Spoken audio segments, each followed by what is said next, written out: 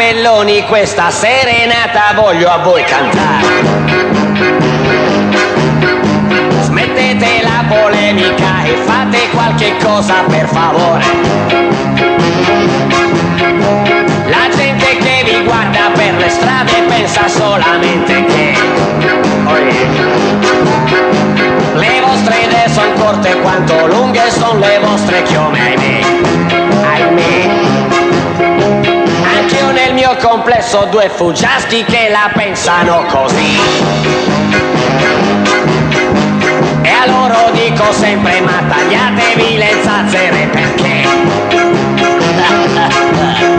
si può suonare bene senza avere i capelloni sino ai piedi.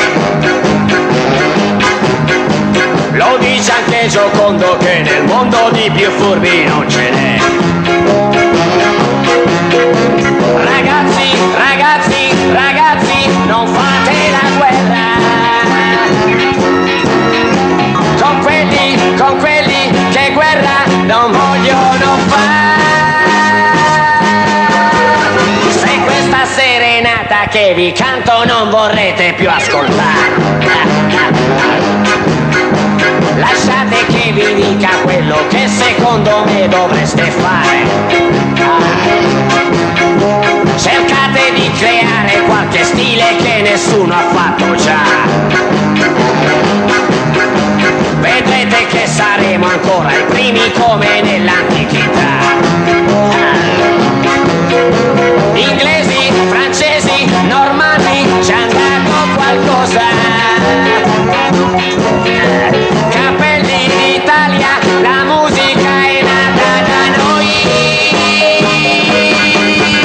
Se questa serenata che vi canto qualche cosa vi dirà: ribelli, spremetevi il cervello per trovare solo delle novità.